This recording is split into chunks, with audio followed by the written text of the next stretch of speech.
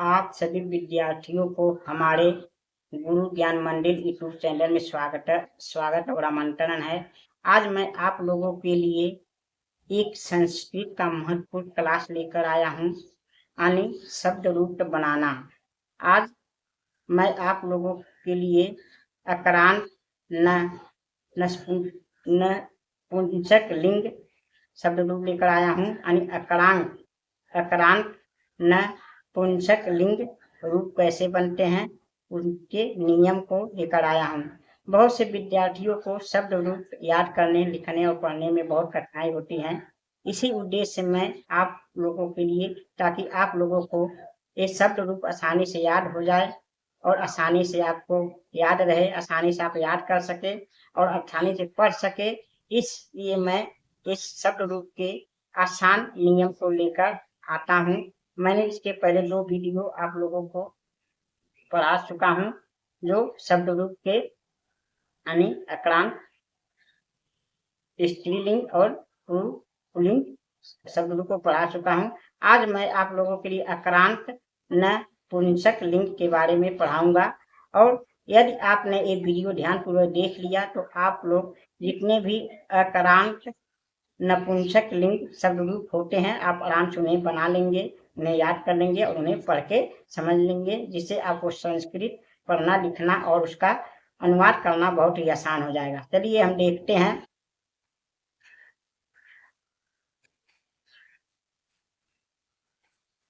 देखिए, अक्रांत नपुंसक लिंग शब्द रूप, यानी अक्रांत नपुंसक लिंग शब्द रूप किस प्रकार बनता है, ध्यानपूर्वक देखिए।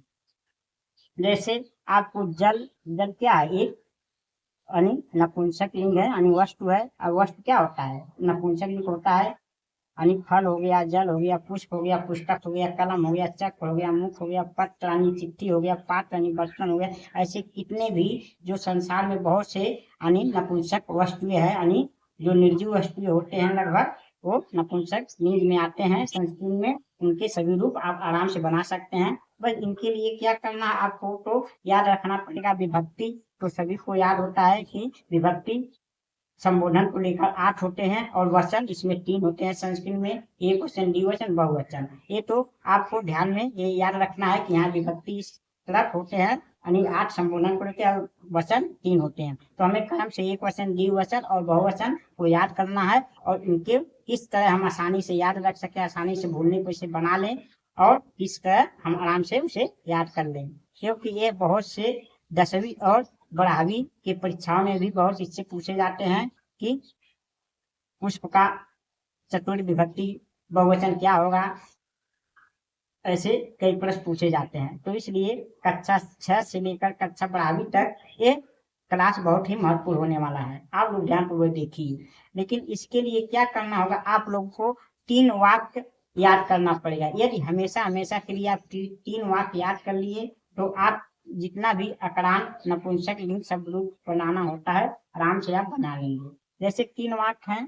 पहला यानी एक वचन के सभी विभक्ति बनाने के लिए आपको याद करना पड़ेगा मम, यन, आए, आदस्य, याद करेंगे।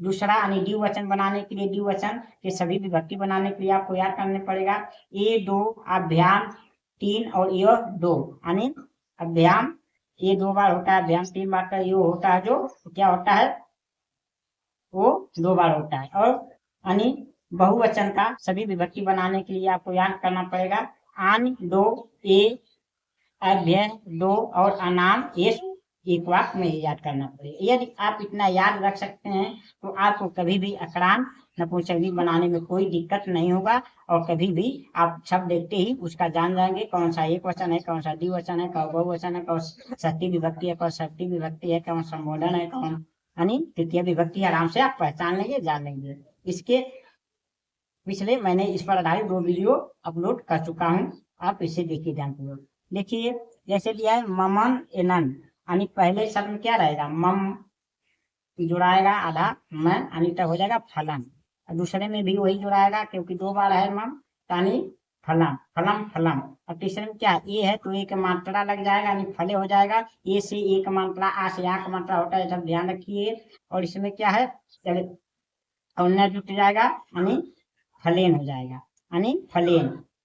और तीसरे में यानी आ जुटे आ मंत्रा ये यानी फलाए, क्या हो जाएगा, फलाए हो जाएगा। उसके बाद इसमें आक मंत्रा और आरट्य जुट जाएगा तो फलाट हो जाएगा। और तीसरे में यस से जो आदस्य और यह जुट जाएगा यानी फलस से हो जाएगा फलस।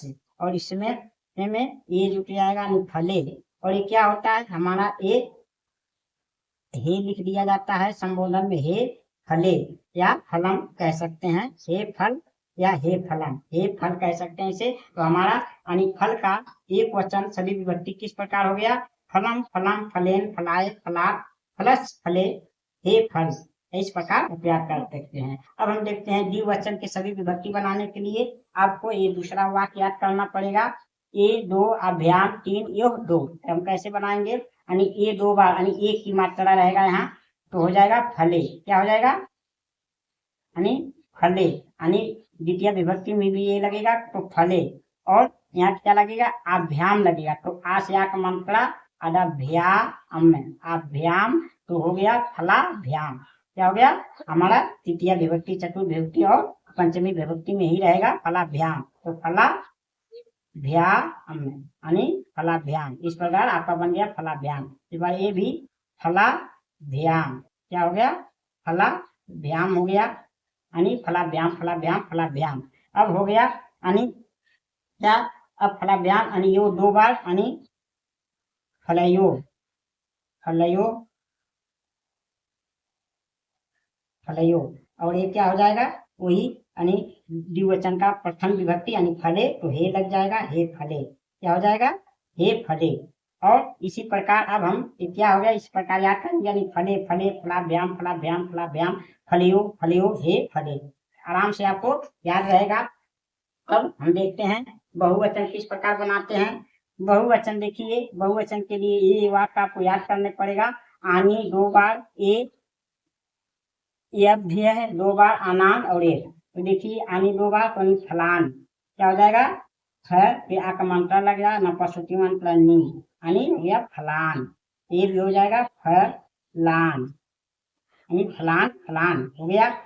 अब हमें यहाँ ए लगाना है, यानी एक मात्रा ऐ है तो एक मात्रा यानी फलय, और यहाँ लगाना है बच्चे फलय फले भय, फले भय दो बार यानी फले भय, फले भय फले भय हो गया।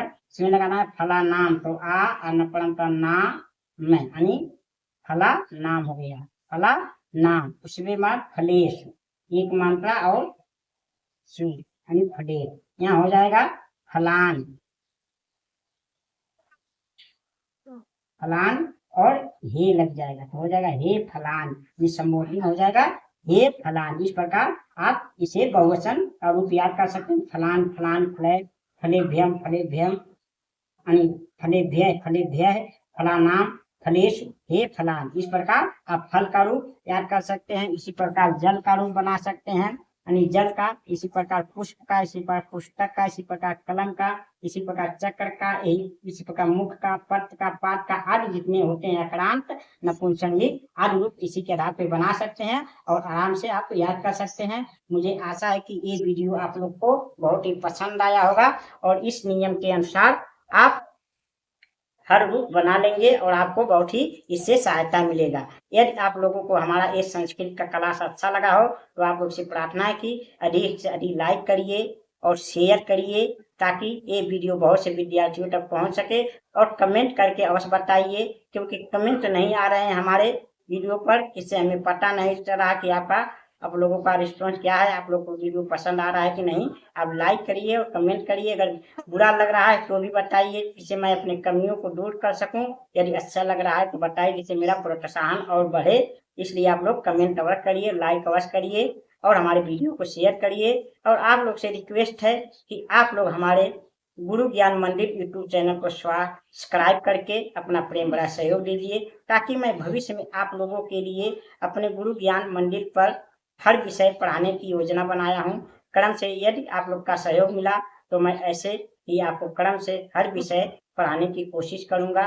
पहले मैं संस्कृत को सिखा रहा हूँ, क्योंकि इस समय संस्कृत में हर विद्यार्थी कमजोर होते जा रहे हैं। जो हमारा भारतीय यानी मूल भाषा है देवताओं की भाषा है, इसलिए हमें संस्कृत की जानकारी होना चाहिए। आजकल जमाना तो इंग्लिश का बहुत है, इसलिए संस्कृत पिछड़ जा रहा है। इसीलिए मैंने अपने गुरु ज्ञान मंदिर यूट्यूब चैनल पर संस्कृत को पहले पढ़ाने की कोशिश किया, ताकि कुछ ना कुछ हमारे विद्यार्थी को संस्कृत अवश्य पढ़ने लिखने और समझने आए, जो कि हमारा सरकार भी इसे अनिवार्य विषय बना दिया। हमें 12वीं तक इसे कुछ ना कुछ पढ़ना अवश्य होता है, ताकि हमें संस्कृत की जानकारी रहे और हमें अपने मातृभाषा यानी देवभाषा को अवश्य ध्यान से पढ़ना चाहिए। ये आप लोग से मैं प्रार्थना और रिक्वेस्ट करता हूँ कि आप लोग संस्कृत में ध्यान लगाइए। ये हमारी देव और मातृभाषा है, इसे हमें पढ़ना लिखना और समझना आना चाहिए। इसीलिए मैं लक्ष्य से पहले अपने गुरु ज्ञान मंदिर यूट्यूब चैनल पर संस्कृत पढ़ा और समझा रहा हूँ, ताकि 1 से 12वीं तक विद्यार्थियों को कुछ ना कुछ समझ में आए और उन्हें संस्कृत पढ़ने और लिखने और समझने में आसानी हो सके। इसके बाद मैं आपको संस्कृत का अनुवाद सिखाऊंगा कि हिंदी से संस्कृत का अनुवाद और संस्कृत से हिंदी अनुवाद किस प्रकार करते हैं। यदि आप लोग का सहयोग मिले, इसलिए आप लोग अधिक से अधिक संख्या में हमारे गुरु ज्ञान मंदिर यूट्यूब चैनल पे जुड़िए और हमारे चैनल को सब्सक्राइब करिए और अपना प्रेम बड़ा सहयोग दीजिए। अगले वीडियो के लिए आप लोगों का बहुत बहुत धन्यवाद।